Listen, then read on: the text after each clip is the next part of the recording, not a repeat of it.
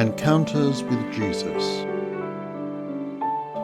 Number 1. Miracle Baby.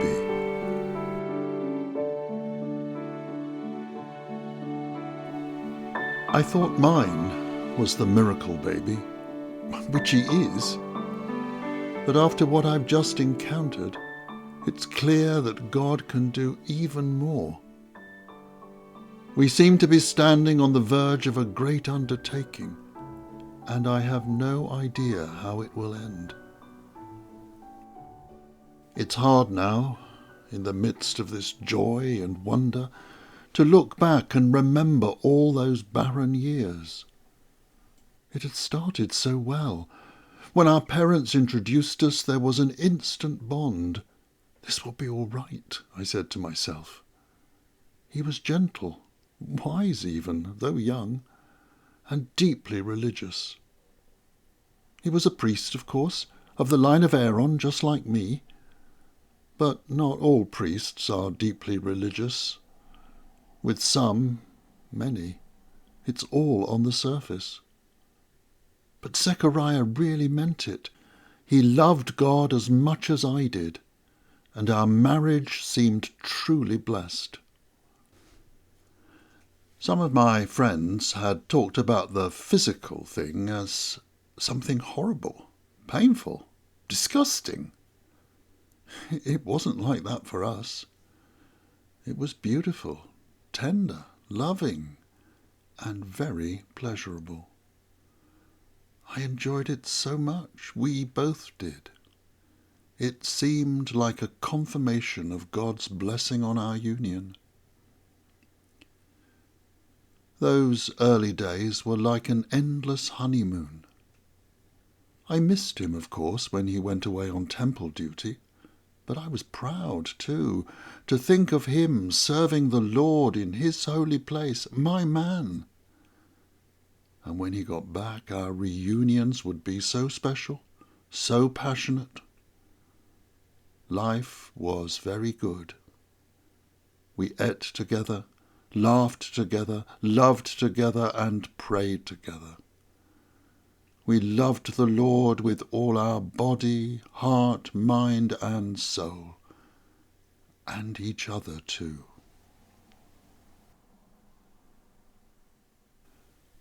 But gradually, a little cloud began to overshadow us.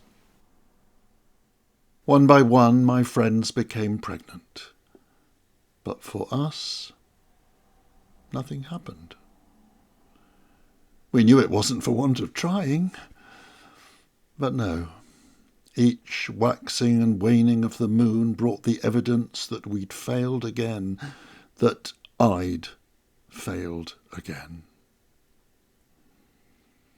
My friends, who had so delightedly brought round their babies to see me, now started to be embarrassed, less keen to come. I knew it was out of kindness, because they didn't want to upset me or make me feel bad when I saw them nursing or smiling down at their own little ones. Not everyone was so caring, of course. Dinah, who seemed to drop babies for fun, was especially cruel. "Come and say hello to little Benjamin," she said one day. "Isn't he beautiful? I just love having babies, don't you? Oh, I'm sorry, I forgot. You can't, can you? What a shame. You want to watch out that your husband doesn't start looking elsewhere." That hurt. Really hurt. But what hurt most is that Zechariah never complained and never looked elsewhere. I knew his pain and humiliation, the man with the barren wife. But he never blamed me or reproached me, not once. But I did. "Why, O Lord?" I would pray over and over. "What have I done that is so wrong? I truly do not know what it is, but I am truly sorry for it anyway. Please forgive me. Please show me your favour again. Lord, I love you. Please love me again. So the years rolled on. Life was still good. The Lord was still good. Zek and I still loved each other deeply, much more than any of our married friends seemed to. In so many ways we were so blessed, and my barrenness became accepted. There were compensations. No sleepless nights, more time for ourselves and for the Lord. No troubles with difficult children as they grew up. And there were babies and children, nephews and nieces and cousins. Some I became very close to, like a second mother, but never the first mother, never the real mother. Young Mary was one of those. I'd known her since she was a baby. I'd been with her mother when she was born. A bond grew up between us. She would come and visit whenever she could, and I loved her perhaps more than any of the others. So, really, there was nothing to complain about, and I tried not to. Yet every night as I lay in bed, every morning as I got up, I found myself praying the same prayer. Please, Lord, please. No need for any more words than that. I knew what I meant. He knew what I meant. And always I prayed with that sickening, dull ache welling up within me, and as the years went on, a growing sense of certainty that this, the most fervent and heartfelt of all my prayers, was the one prayer that would never be answered. The love and affection between Zek and me deepened and grew. We were just as close after 40 years of marriage as we'd been in those hopeful days of our beginning. Not in the same way, of course. More mature, more measured in some ways. We were the closest of friends, something very rare and precious compared to the other couples we knew. One thing did change, though.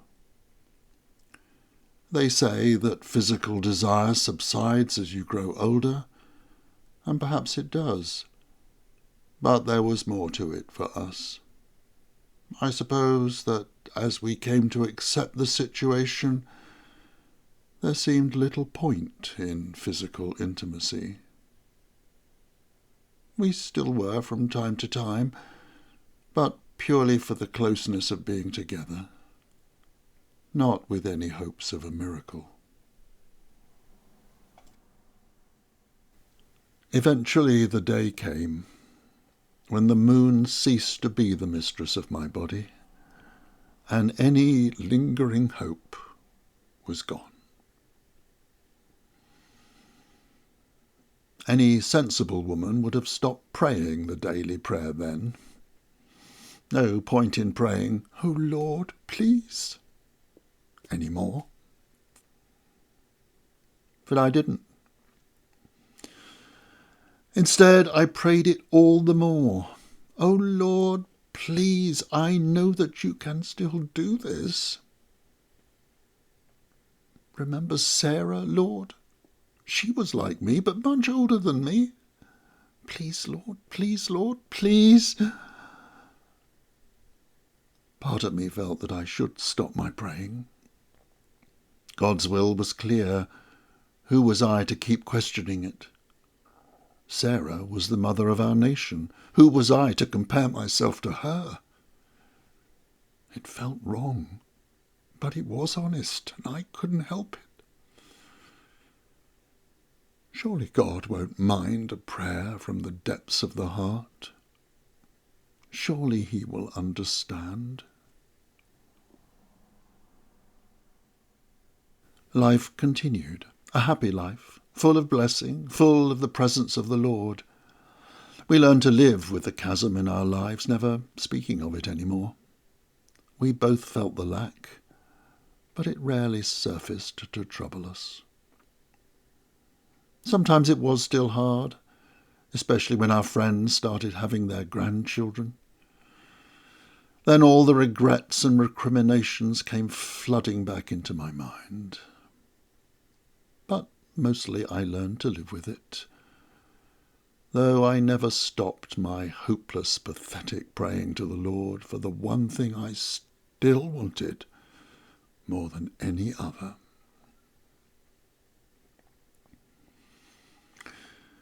There was no hint that anything was to be different when Zek went off to the temple as usual.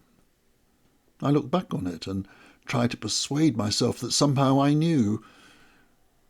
But the truth is, I had no idea at all.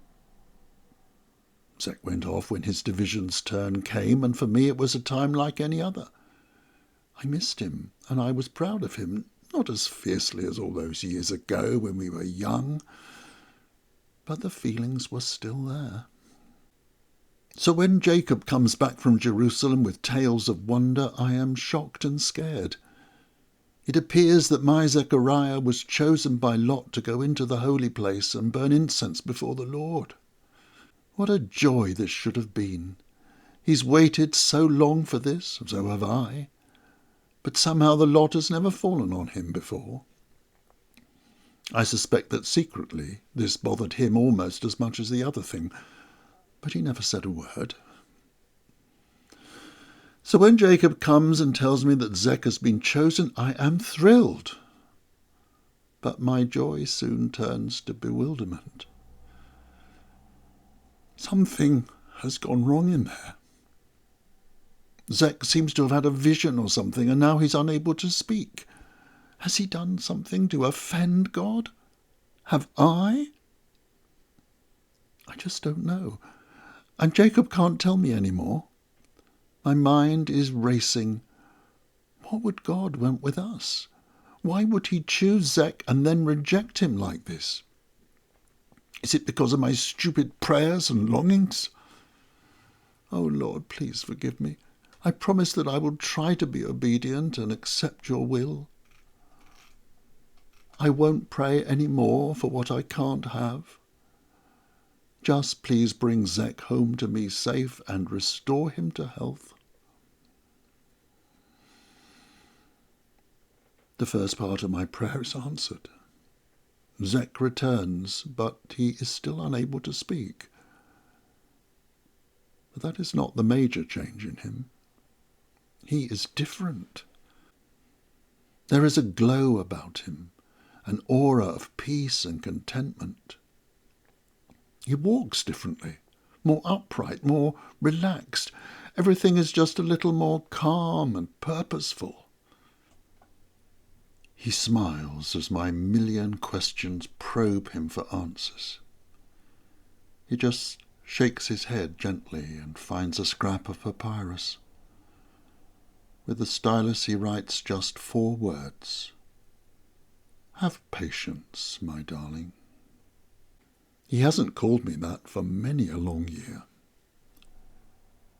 Later that evening he takes me to bed, and he is a young man again. He is the man I knew when we were first married, and I am the young woman who married him. It has been years since we tasted such joy. Later, as we lie there close together in the darkness, I thank the Lord with all my heart. I hadn't realized how much we'd drifted apart, and in one night we'd been joined together as one flesh again. The Lord is indeed good. In the days that follow, Zek remains the same. He still can't speak, but he smiles a lot, and his inner glow seems only to grow more every day. And the closeness between us also remains. We are tender and loving again, giving each other little hugs and even holding hands as we walk to synagogue together. That raises some eyebrows, I can tell you. For myself, I am happier than I can remember, happier than I've been for years. I realise what a burden my longing for the impossible was, what a shadow it cast over our lives. And now, having finally been able to give up that insane desire and accept my life as God has ordained it, I am released from the burden of longing. I don't need a baby. I have Zechariah. I have my family and friends. I have the Lord.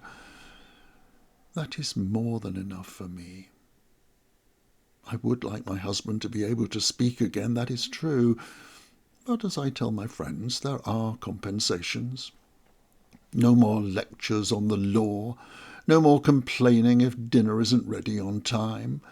And we've known each other long enough for words to be unnecessary most of the time.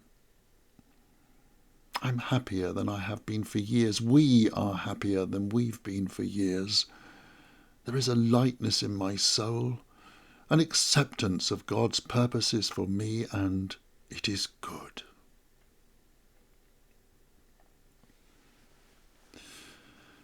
The days turn into weeks, and still Zek cannot speak. The initial euphoria has turned into gentle routine. Things are still good between us, and everything is as it should be, except that I am becoming aware of changes in my own body. I start to be sick in the mornings. That passes after a while. But I realise that my body is changing shape. I am becoming not fatter exactly, but fuller, more rounded. I'm certainly putting on weight, and I start to have hungers for foods I never really liked before. None of this is very dramatic, but taken all together, I know what this would mean in another woman. But not me. That's not possible. Just when I have finally given up my hopes of... No, I will not say it. It cannot be true. 3 months have passed since Zek returned. Part of me is now convinced that I am pregnant. The rest of me knows that it cannot be true. Then one night, Zek looks at me in my gently rounding belly, and he reaches out and tenderly caresses it. Then he kneels in front of me, puts his arms around me and kisses me. He looks up to me and tears are in his eyes, tears of joy and wonder. He smiles up at me and he nods. And my eyes flood with tears too, as I know for certain, know in my body, know in my mind, my soul, that I am with child, and that the Lord has granted our deepest desire, our most fervent prayer. Finally, I realize that the burden of shame I have been carrying all these years has been taken away. And I give a great shout of joy from the depths of my being as I cry out through my sobbing and my laughing, "We're going to have a baby! Praise the Lord!" I am 6 months pregnant. I could tell you exactly, if you want, to the very day, for I know when it happened. When my silent Zechariah returned from the temple that night when we were both young again, and the years rolled away. I am 6 months pregnant. Oh, how I love saying that word. pregnant with child, pregnant with meaning, pregnant with joy and hope and love. I have been touched by the finger of God, and my world has been transformed. And now an even greater wonder is here. I see Mary alone on the road, coming in haste towards me. She is the favourite among my cousins, and it is always good to see her. But this time is different. It is a very long journey from Nazareth for a young woman to undertake by herself. What can be wrong? Suddenly, it all makes sense. I know, absolutely know, with a deep and inner certainty, that she too is pregnant. And suddenly the gloss is taken off that beautiful word. Pregnant? How can she be? Pregnant? How dare she be? Why could they not wait until they were married? I could have given her lessons in waiting. Pregnant? She has brought shame on this family, and I do not want her in this house. Pregnant? She is family. Her life is ruined, and she has come to me for comfort. I must go to her. So I come down from the roof. She comes up the road, and we meet at the porch of the house. I look at her, so young, so pretty, her eyes full of fear and wonder, and I suddenly realise that this is not just the same old story. As Mary greets me, my baby boy leaps in my womb, and I am winded. I fall to my knees and find myself looking up at her, knowing that this is where I should be. I am suddenly filled with a marvellous sense of the presence of the Lord. His Spirit grips my soul and washes me in the most wonderful light.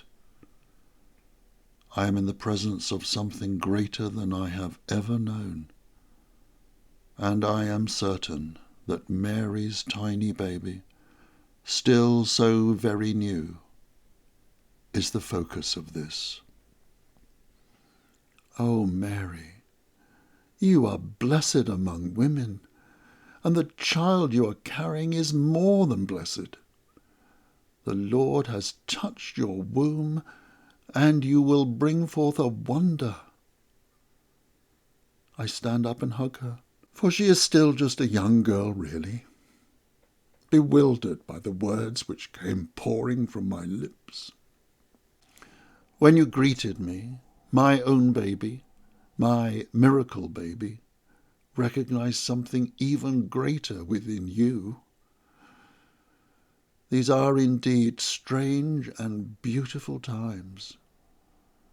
The Lord is working a great mystery through us and our sons. It is a boy, isn't it? And our sons will have a great part to play in it. Their lives will be intertwined with each other.